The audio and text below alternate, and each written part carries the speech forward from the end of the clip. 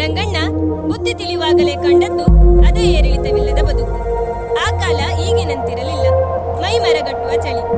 ಅವನಿಗೆ ಚಳಿ ಎಂದಿಲ್ಲ, ಸುಖದ ಗೊಡವೆ ಇಲ್ಲ. ಬೆಳಿಗ್ಗೆ 4 ಗಂಟೆಗೆ ಎದ್ದು ಬಿಡುತ್ತಿದ್ದನು. ಇದಕ್ಕಿಂತ ಭಿನ್ನವಾದ ಪ್ರಪಂಚ ಇನ್ನೊಂದಿದೆ ಎಂದು ಅವನು ತಿಳಿದುಕೊಂಡಿರಲಿಲ್ಲ. ನಿಶ್ಚಲವಾದ ಬದುಕು. ಬೆಳಗಾಗುವ ಮುನ್ನ ಏಳುವುದು, ಚಳಿ ಬಿಸಿಲು ಎಂಬ ಬಾಧೆಯ ಅರಿವಿಲ್ಲದೆ ದುಡಿಯುವುದು.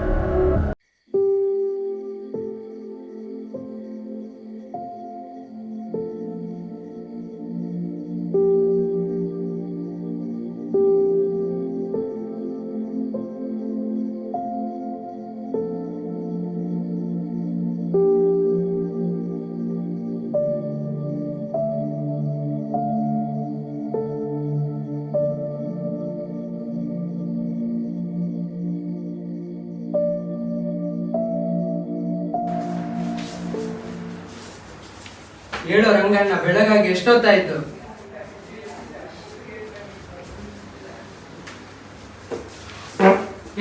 ಊಟ ಬಳಸೆ, ಹೊತ್ತಾಯ್ತು. ದನಿಗಳ ಮನೆಗೆ ಹೋಗಿ ಏಣಿ ಕೊಟ್ಟು ಬರ್ಬೇಕು.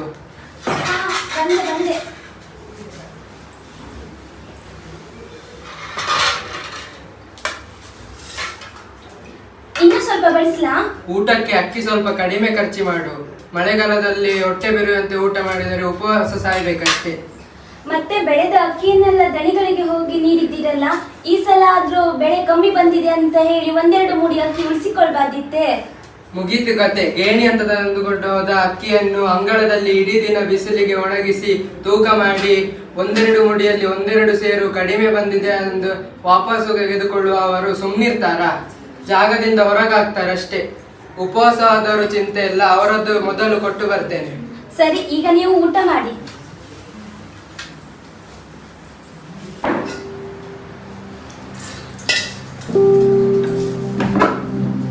ಬಾ ಮಗನೇ, ದನಿಗಳ ಮನೆಗೆ ಹೋಗಿ ಬರೋಣ. ನಾ ದನಿಗಳ ಮನೆಗೆ ಹೋಗಿ ಬರ್ತೇನೆ. ಸರಿ.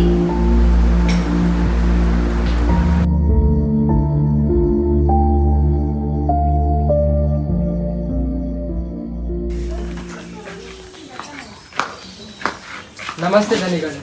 ಈಗ ಬಂದ್ಯಾ? ಹೌದು. ಹೋಗಿ ಅಲ್ಲಿ ತೋಟದ ಕೆಲಸ ಮಾಡಿ.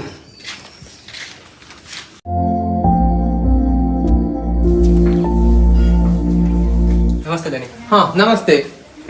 ರಾಮ, ಅವ್ರಿಗೆ ಚೇರ್ ಕೊಡು.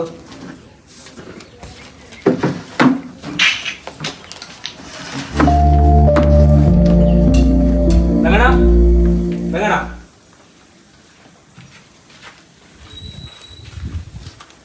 ಏನ್ ಮೇಷ್ಟ್ರೆ? ರಂಗಣ, ನಿಮ್ಮ ಮಗನ ಶಾಲೆ ಕಳಿಸೋದಿಲ್ವಾ? ಏನ್ ರಂಗಣ ನೀವು? ನಿಮ್ಮ ಮಗನಿಗೆ ನಿಮ್ಮ ಮುಂದೆ ನೋಡ್ಕೋಬೇಕಲ್ವಾ? ಒಳ್ಳೆ ಸಂಪಾದನೆ ಬೇಕಂದ್ರೆ ಒಂದಿಷ್ಟು ವಿದ್ಯೆನೂ ಬೇಕಲ್ವಾ ರಂಗಣ್ಣ? ನಿಮ್ಮ ಮಗನ ಶಾಲೆ ಕಳಿಸಿ, ಅವನಿಗೂ ಒಳ್ಳೇದು, ನಿಮಗೂ ಒಳ್ಳೇದು. ಸರಿ ಮೇಷ್ಟ್ರೆ, ನೀವು ಹೇಳುದು ನಿಜ. ನಂತರನೇ ನನ್ನ ಮಗ ಆಗೋದು ಬೇಡ, ಅವನಾದ್ರೂ ಒಂದಿಷ್ಟು ವಿದ್ಯೆ ಕಲೀಲಿ. ಸರಿ ರಂಗಣ್ಣ, ಬರ್ತಿದ್ದೇನೆ. ಆಯ್ತು. ಹೇ ರಂಗಣ, ಹೇ ರಂಗಣ, ಏನ್ ದನಿ? ಮಗನ ಶಾಲೆ ಕಳಿಸಿದ್ರೆ ನಮ್ಮನೆ ಕೆಲಸ ಯಾರು ಮಾಡ್ತಾರೆ? ಅವನು ಶಾಲೆಗೆ ಹೋಗೋದು ಬೇಡ, ಆಕಾಶ ಹಿಡಿಲಿಕ್ಕೆ ಹೋಗ್ಬೇಡ.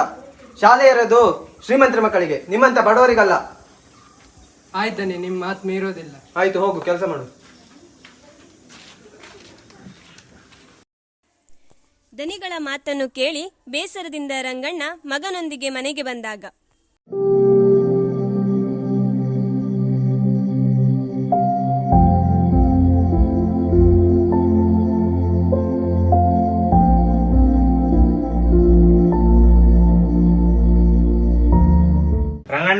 ರಂಗಣ್ಣ, ಬನ್ನಿ, ಒಳಗೆ ಬನ್ನಿ, ಒಳಗೆ ಬನ್ನಿ, ಕೂತ್ಕೊಳ್ಳಿ.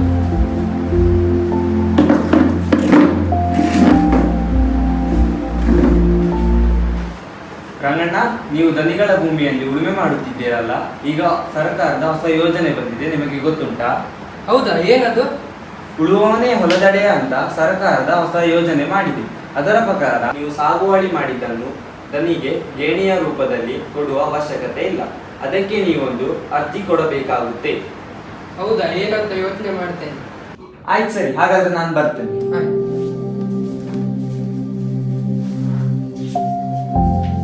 ರಂಗಣ್ಣನ ಮನೆಯಲ್ಲಿ ನಡೆದ ಸಂಗತಿಯನ್ನ ಅಲ್ಲೇ ನಿಂತು ಕೇಳಿಸಿಕೊಂಡ ದನಿಗಳ ಚೇಳ ಓಡಿ ಹೋಗಿ ದನಿಗಳಿಗೆ ತಿಳಿಸುತ್ತಾನೆ. ವಿಷಯ ತಿಳಿದ ದನಿ ಕೋಪದಿಂದ ರಂಗಣ್ಣನ ಮನೆಗೆ ಧಾವಿಸುತ್ತಾನೆ. ಇಲ್ಲಿ ರಂಗಣ್ಣ ಮನೆಯಲ್ಲಿ ಜಾಗದ ವಿಷಯ ಮಾತಾಡ್ತಾ ಇದ್ದೀವಿ. ಹೌದಾ?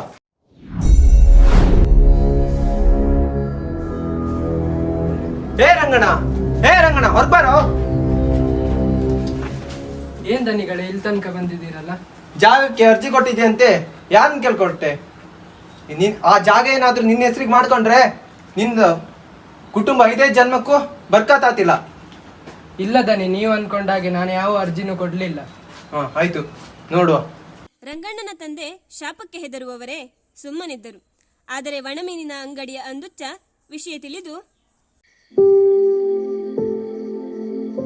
ಏನು ರಂಗಣ್ಣ, ನಿನ್ನ ಜಾಗಕ್ಕೆ ಅರ್ಜಿ ಕೊಡಲ್ಲ ಅಂತ ಹೇಳ್ತಾ ಇದೆಯಲ್ಲ, ಇಷ್ಟು ವರ್ಷಕ್ಕೆ ಕಷ್ಟಪಟ್ಟದ್ದು ಸಾಕಾಗ್ಲಿಲ್ವಾ? ನಿನ್ನ ತಾಯಿಗೆ ಒಳ್ಳೆ ಸೀರೆ ತೆಗೆದುದುಂಟಾ? ಆಗ ದೇವರು ಎಲ್ಲಿ ಹೋಗಿದ್ದ? ಹೌದು ಮರೆ, ಆದ್ರೆ ದನಿಗಳ ಮಾತು ಮೀರೋಕ್ಕಾಗುತ್ತಾ? ಇಲ್ಲಿ ಏನಿಲ್ಲ, ಸುಮ್ಮನೆ ಅರ್ಜಿ ಕೊಡು. ಅಂದುಚ್ಚನ ಒತ್ತಾಯದ ಮೇರೆಗೆ ರಂಗಣ್ಣ ಅರ್ಜಿ ಕೊಡಿಸಿದ ಫಲವಾಗಿ ಅವನ ತಂದೆಗೂ ಹಕ್ಕುಪತ್ರ ಸಿಕ್ಕಿತು. ದನಿಗಳ ಆಧಿಪತ್ಯ ಕೊನೆಗೊಂಡಿತು.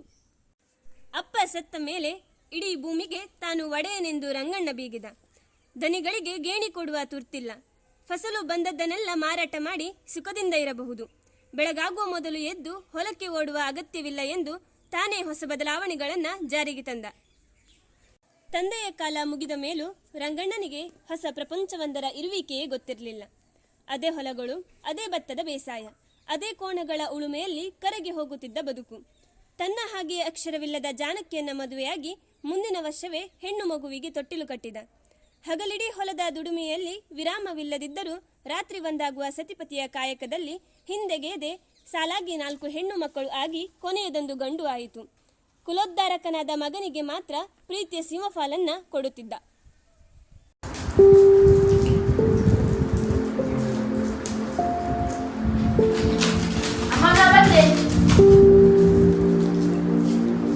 ಬಾ ಮಗ, ಕುತ್ಕೋ. ಸುಸ್ತಾಯ್ತಾ? ನೀರ್ ತಗೊಂಬಾ ನಮ್ಗೆ.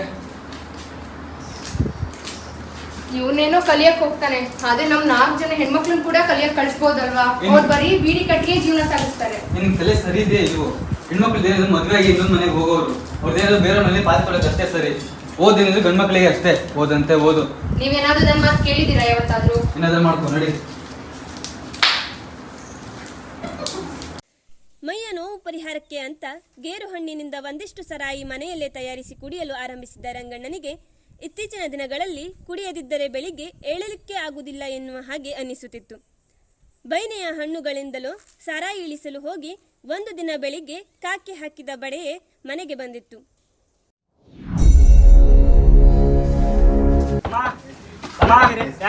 ಬಂದೆ.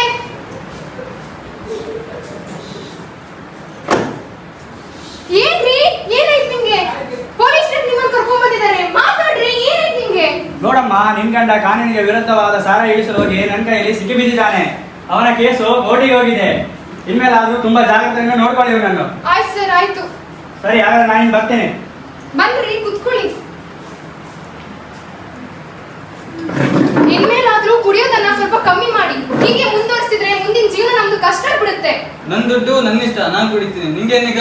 ದುಡ್ಡು ನಿಮ್ದೇ ಇರ್ಬೋದು, ಆದ್ರೆ ಮದುವೆ ವಯಸ್ಸಿಗೆ ಬಂದಿರೋ 4 ಹೆಣ್ಮಕ್ಳಿದ್ದಾರೆ, ಅವ್ರ ಬಗ್ಗೆ ನಿಮ್ಗೆ ಚಿಂತೆ ಇದೆಯಾ? ಬೀಡಿ ಕಟ್ಟಿ ಜೀವನ ಸಾಗಿಸ್ತಾರೆ, ಬಂದಿರೋ ಹಣನ ನೀವು ಕುಡಿದು ಲಗಾಡಿ ತೆಗಿತೀರಾ. ದಣಿಗಳ ಮನೆಗೆ ಗೇಣಿ ಕೊಡುವಾಗಾದ್ರೂ ಕಷ್ಟ ಇರಲಿಲ್ಲ, ಆದ್ರೆ ಈಗ ಒಂದ್ ತುತ್ತು ಊಟಕ್ಕೆ ಕಷ್ಟಪಡಬೇಕಾದ ಗತಿ ಬಂದಿದೆ. ಕುಡಿದ್ರೆ ಏನಂತೆ? ನನ್ ದುಡ್ಡು ಕುಡಿತೀನಿ, ಅವ್ರಿಗೇನು ಊಟ ಸಾಕೋದಿಲ್ವ ನಾವ? ದುಡ್ಡು ಬರೋ ನಿಮ್ಗೆ ಅವ್ರ ಬಗ್ಗೆ ಚಿಂತೆ ಇಲ್ಲ, ಅದು ನಮ್ಗೆ ಅವ್ರ ಬಗ್ಗೆ ಚಿಂತೆ. ಹಾ ಹೌದು. ನಿಮ್ಮ ಹತ್ರ ಮಾತಾಡೋದು ಒಂದೇ, ಎದ್ದು ಹೋಗೋದು ಒಂದೇ.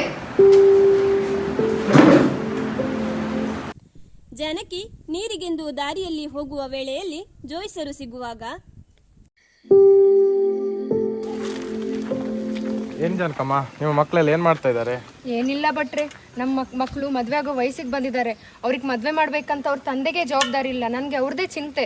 ಅಯ್ಯೋ ಜಾನಕಮ್ಮ, ನೀವು ಸಿಕ್ಕಿದ್ದು ಒಳ್ಳೇದಾಯ್ತು. ನಿಮ್ಮ ದೊಡ್ಡ ಮಗಳಿಗೆ ಒಂದು ಒಳ್ಳೆ ಸಂಬಂಧ ಇದೆ. ಹುಡುಗ ಮತ್ತು ಹುಡುಗನ ಮನೆಯವರು ತುಂಬಾ ಒಳ್ಳೆಯವರು. ಓ ಹೌದಾ ಭಟ್ರೆ? ನೀವು ಅಡ್ಡಿಲ್ಲ ಅಂದ್ರೆ ಅವರನ್ನು ಇವತ್ತೇ ನಿಮ್ಮ ಮನೆಗೆ ಹೆಣ್ಣು ನೋಡಲು ಕಳಿಸಿಕೊಡ್ತೇನೆ. ಹೌದಾ ಭಟ್ರೆ? ಹಾಗಾದ್ರೆ ನಾನು ಈಗಲೇ ಹೋಗಿ ನನ್ನ ಗಂಡನ ಹತ್ರ ಹೇಳ್ತೀನಿ, ನೀವು ಅವ್ರನ್ನ ಮನೆಗೆ ಕಳಿಸಿ. ಸರಿ ಭಟ್ರೆ, ಆಯ್ತಮ್ಮ. ರೀ ರೀ, ಎಲ್ಲಿದ್ದೀರಾ? ಬೇಗ ಬನ್ನಿ ರೀ. ಆ ಜನಕ್ಕೆ ಇಲ್ಲೇ ಇದ್ದೇನೆ, ಏನ್ ವಿಷಯ ಹೇಳು?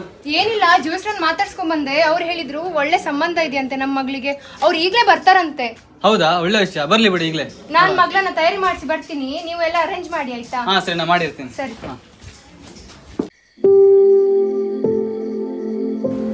ಬನ್ನಿ ಬನ್ನಿ. ನೋಡಿ ಯಜಮಾನ್ರೆ, ನಂಗಿರೋದು ಒಬ್ನೇ ಮಗ, ತುಂಬಾ ಒಳ್ಳೆ ಕೆಲಸದಲ್ಲಿದ್ದಾನೆ. ಹುಡುಗಿನ ತೋರಿಸ್ತೀರಾ? ಹಾ ಆಯ್ತು, ಅವಳನ್ನ ಕರ್ಕೊಂಡ್ ಬರ್ತೀನಿ. ಕರ್ಕೊಂಬ.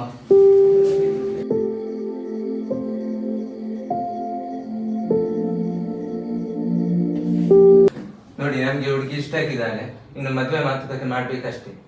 ನೋಡಿ, ಮದುವೆ ಮಾತುಕತೆ ಅಂದ್ರೆ ನಮ್ಗೆ 3 ಜನ ಹೆಣ್ಮಕ್ಳು ಇರೋದು, ನಮ್ಗೆ ತುಂಬಾ ಆಡಂಬರವಾಗೆಲ್ಲ ಮದುವೆ ಮಾಡ್ಕೊಳಕ್ ಆಗಲ್ಲ. ನಮ್ ಕೈಯಲ್ಲಿ ಎಷ್ಟಾಗುತ್ತೋ ಅಷ್ಟು ಮಾಡ್ಕೊಡ್ತೀವಿ. ನೋಡಿ, ನೀವು ಹೀಗೆ ಹೇಳಿದ್ರೆ ಹೇಗಾಗುತ್ತೆ ಅದು? ನೀವು ನಮಗೆ ವರದಕ್ಷಿಣೆ ಕೊಡ್ಬೇಕು. ಅದು ಸಾಧ್ಯವಾಗದೆ ಹೋದ್ರೆ ನಾವು ಬೇರೆ ಕಡೆ ಸಂಬಂಧ ನೋಡ್ಕೋತೀವಿ. ನೋಡಿ, ಒಬ್ಬಳ ಮದುವೆ ಇಷ್ಟೊಂದು ಖರ್ಚು ಮಾಡ್ಬೇಕಂದ್ರೆ ಆಗಲ್ಲ. ನಮ್ ಕೈಯಲ್ಲಿ ಎಷ್ಟಾಗುತ್ತೋ ಅಷ್ಟೇ ಮಾಡ್ಕೊಡೋದು. ನೀವಿಲ್ಲ ಅಂದ್ರೆ ಇನ್ನೊಬ್ರು ಬರ್ತಾರೆ ನಮ್ಗೆ, ನೀವ್ ಹೋಗ್ಬೋದು, ಪರವಾಗಿಲ್ಲ. ಸರಿ ಬಾ.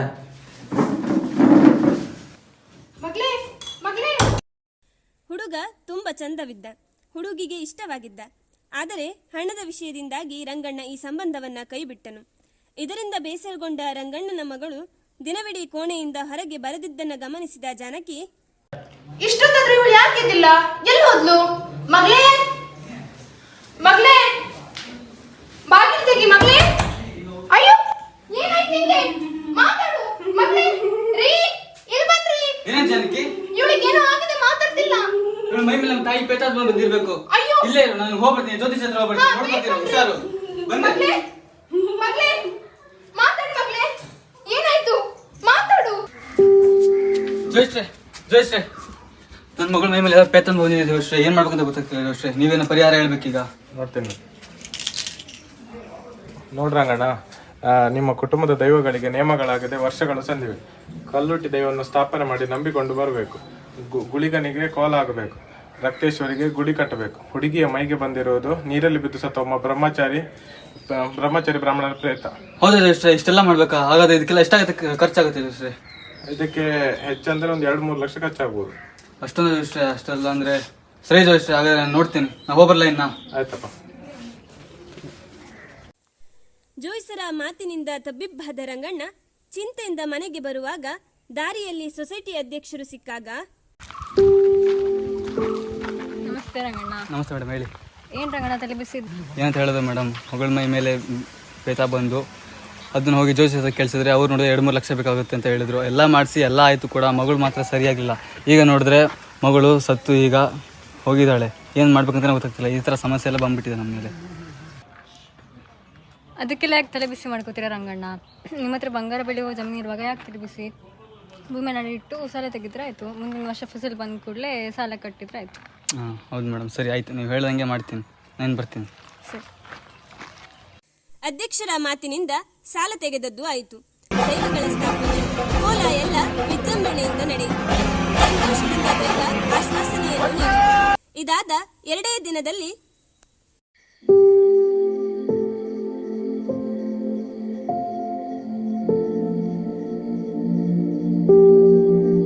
ಅಯ್ಯೋ, ಇವಳೆಲ್ಲೋದ್ಲು? ಇಷ್ಟೊತ್ತಾದ್ರೂ ಬರ್ಲಿಲ್ಲ.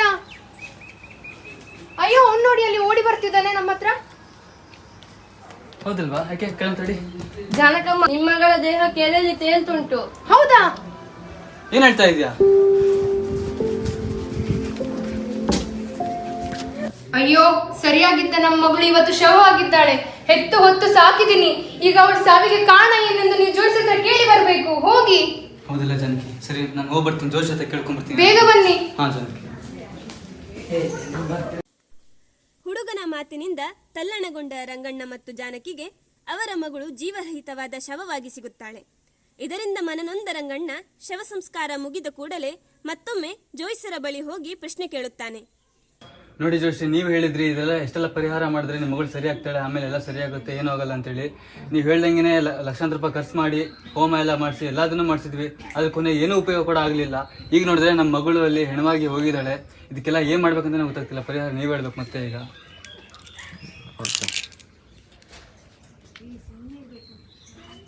ಮುಳ್ಳು ಒಳಗೆ ಉಳಿಸಿಕೊಂಡು ಮುಲಾಮು ಹಚ್ಚಿದ ಹಾಗೆ ಆಗಿದೆ. ನೋಡ್ರಂಗಣ್ಣ, ಇಲ್ಲಿವರೆಗೆ ಮಾಡಿದ ಪರಿಹಾರ ಒಂದೂ ಸರಿಯಾಗಿಲ್ಲ. ಸುದರ್ಶನ ಹೋಮ ಮಾಡಿಸಿ ಮಹಿಷಂದ ದೈವಕ್ಕೊಂದು ಗುಡಿ ಕಟ್ಟಬೇಕು. ದೈವಗಳ ಗುಡಿಯಲ್ಲಿ ವಾಸ್ತುದೋಷವಿದೆ.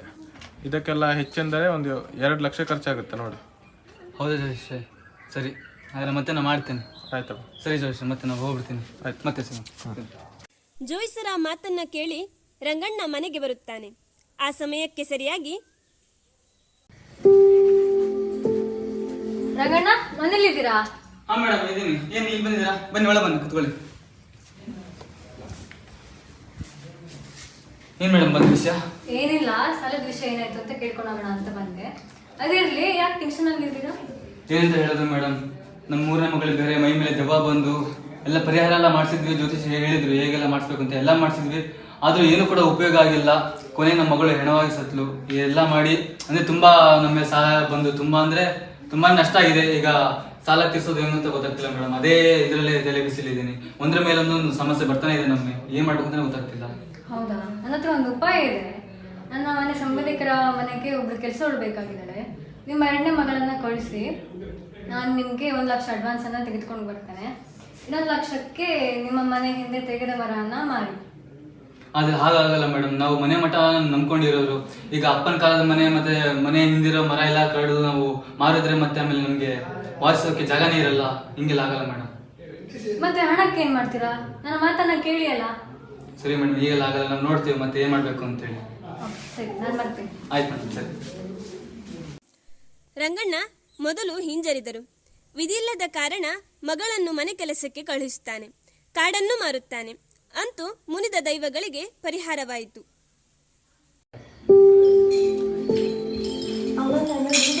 ಹೋಗಿ ಬರ್ತೇನೆ. ಸರಿ ಮಗಳೇ, ಜಾಗೃತಿಯಿಂದ ಹೋಗಿ ಬಾ. ಜನಕಿ, ಇಲ್ಲಿ ನಮ್ಮ ಮಗಳು ಬಂದ? ಎಲ್ಲೋಗಿದ್ರೆ ವಿಷಯದಲ್ಲಿ ಬಂದಿಲ್ವಲ್ಲ? ಇಲ್ಲ, ಬರ್ಲಿಲ್ಲ. ಇಲ್ಲಿ ಎಲ್ಲಾದ್ರೂ ಹೋಗಿ ನೋಡ್ಕೊಂಡ್ ಬನ್ನಿ, ಎಲ್ಲ ಹೋದ್ಲಂತ. ಇನ್ನ ಬಂದಿಲ್ವಾ? ಇಲ್ಲ. ಸರಿ, ನಾನು ನೋಡ್ಕೊಂಬರ್ತೀನಿ, 1 ನಿಮಿಷ.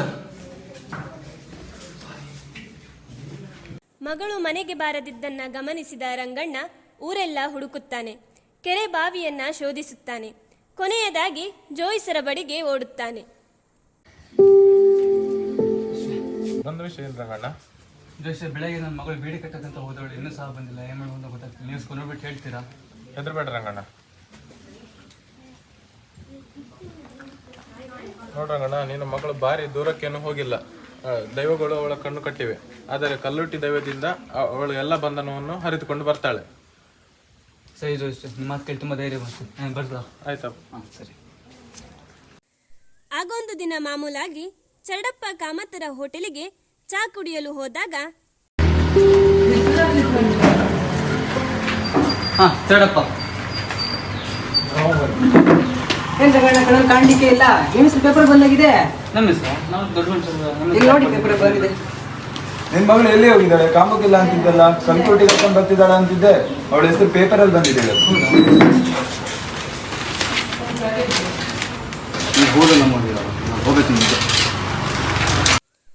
ರಂಗಣ್ಣನ ಮಗಳನ್ನು ಕರೆದುಕೊಂಡು ಹೋದದ್ದು ಅವನದೇ ಊರಿನ ಬೀಡಿ ಬ್ರಾಂಚಿನಲ್ಲಿ ಬೀಡಿ ಎಲೆ ತೂಗುತ್ತಿದ್ದವನು. ಅವನು ಅವಳನ್ನು ಯಾರಿಗೋ ಮಾರುವ ಯತ್ನದಲ್ಲಿ ಪೊಲೀಸರ ಕೈಗೆ ಸಿಲುಕಿದ್ದ.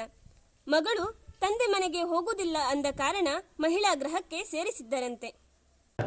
ಅಯ್ಯೋ, 2 ಹೆಣ್ಮಕ್ಳ ಕತೆ ಇದೇ ಆಯ್ತು. ಒಬ್ಳು ಬೇರೆಯವ್ರ ಮನೆಯಲ್ಲಿ ಚಾಕರಿ ಮಾಡ್ತಿದ್ದಾಳೆ, ಇನ್ನೊಬ್ಳು ಮದುವೆ ವಯಸ್ಸಿಗೆ ಬಂದಿದ್ದಾಳೆ. ಅವ್ರು ಕಷ್ಟಪಟ್ಟು ಬೀಡಿ ಕಟ್ಟಿದ್ ಸಂಪಾದಿಸಿದ ಹಣವನ್ನು ನೀವು ಲಗಾಡಿ ತೆಗಿತೀರಾ. 7 ತಿಂಗಳಲ್ಲಿ ಅವ್ರು ಮದುವೆ ಆಗಿಲ್ಲ ಅಂದ್ರೆ ನಾನು ಕೆರೆನೋ ಬಾವಿನ ನೋಡ್ಕೋಬೇಕಾಗುತ್ತೆ.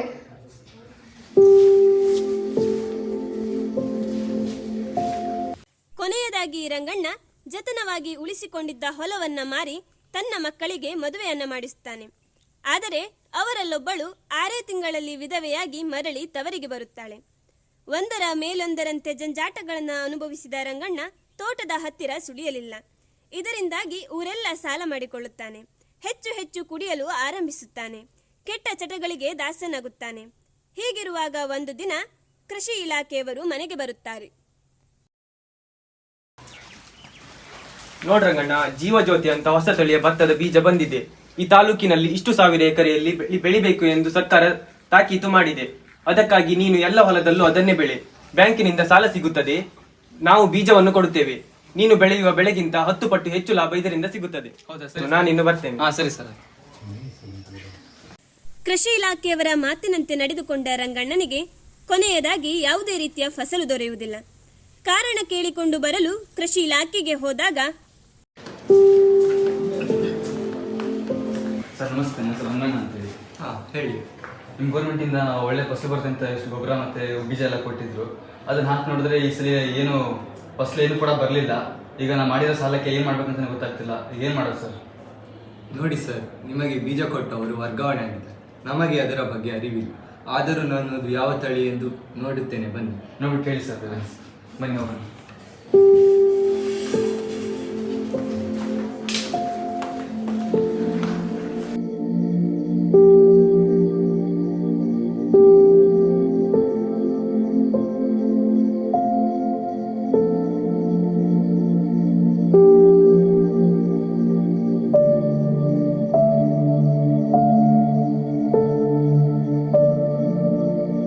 ನೋಡಿ ರಂಗಣ್ಣ, ಇದು ಬೀಜ ಕೈತಪ್ಪಿನಿಂದ ಬದಲಾವಣೆಯಾಗಿದೆ. ಜೀವಜ್ಯೋತಿ ಎಂಬ ತಳಿಯ ಬದಲು ಸ್ವರ್ಗಲೋಕ ಎಂಬ ತಳಿಯ ಬೀಜವನ್ನು ನಿಮಗೆ ನೀಡಿದ್ದಾರೆ. ಇದು ಈ ಮಣ್ಣಿನಲ್ಲಿ ತೆನೆಯನ್ನು ಬರುವುದಿಲ್ಲ. ಅಯ್ಯೋ ದೇವ, ಇದೇನು ಅವಸ್ಥೆ! ಇದು ನಂಬ್ಕೊಂಡೆ ನಾನು ಸಾಲ ತಗೊಂಡೆ. ಈಗ ಇದು ಕೂಡ ಕೈ ಕೊಡ್ತಿ. ಏನು ಮಾಡೋದು ನಾನೀಗ? ಆಯಿತು ರಂಗಣ್ಣ, ನಾನಿನ್ನು ಬರ್ತೇನೆ. ಸರಿ ಸರ್, ಆಯ್ತು, ಬನ್ನಿ.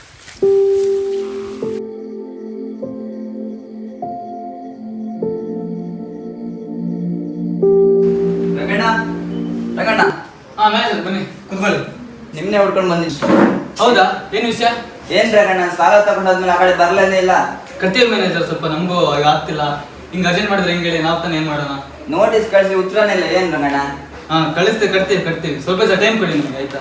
ಹೀಗೆ ಮಾಡಿದ್ರೆ ನಾವು ನಿಮ್ ಭೂಮಿನ ಹರಾಜು ಹಾಕಿ ಮತ್ತಡೆ ಇಳಿಸ್ತೇವೆ. ಜಾಗ್ರತೆ. ಹಾಗೆಲ್ಲ ಮಾಡ್ಬೇಡಿ, ಕಟ್ತೀವಿ. ನಮ್ಗೇನ್ ನೀವೇನ್ ಮಾಡ್ತೀರ ನಮ್ಗೆ ಗೊತ್ತಿಲ್ಲ. ಒಟ್ಟನ್ ಸಾಲ ಕಟ್ತೀವಿ. ಸರಿ.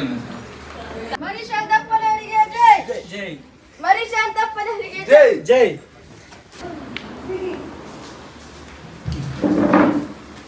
ನೋಡ್ರಂಗಣ್ಣ, ಒಂದು ಪೈಸೆನೂ ಕೂಡ ಬ್ಯಾಂಕಿಗೆ ಮರುಪಾವತಿ ಮಾಡಬೇಡ. ನಮ್ಮ ಸರ್ಕಾರ ಓಟಿನಲ್ಲಿ ಗೆದ್ದು ರೈತರ ಸಾಲ ಎಷ್ಟಿದ್ರು ಮನ್ನಾ ಮಾಡ್ತೇವೆ. ನೀವೇನಾದ್ರೂ ಮಾಡ್ಕೊಳ್ಳಿ, ನನ್ಗೆ ಒಟ್ಟಿನ ಸಾಲ ಕಟ್ಟಿ ಅಷ್ಟೇ. ಸರಿ.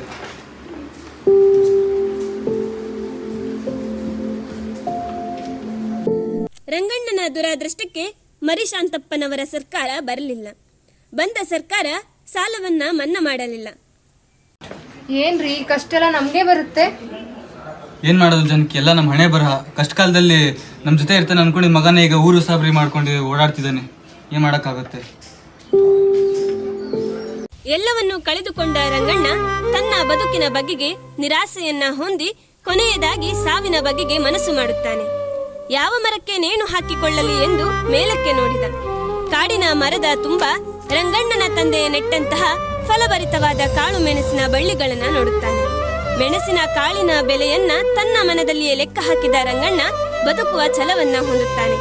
ಸತ್ತು ಸ್ವರ್ಗ ಸೇರಿದ ಅಪ್ಪನ ದೂರದೃಷ್ಟಿಗೆ ಮನಸ್ಸಿನಲ್ಲೇ ವಂದಿಸಿದ. ಹೊಸ ಬದುಕಿನ ಕಡೆಗೆ ಹೆಜ್ಜೆ ಹಾಕುವ ಸಂಕಲ್ಪದಲ್ಲಿ ಹಳೆತನೆಲ್ಲ ಕೊಡವಿ ಮೇಲೇಳಲು ಅವನು ನಿರ್ಧರಿಸಿದ.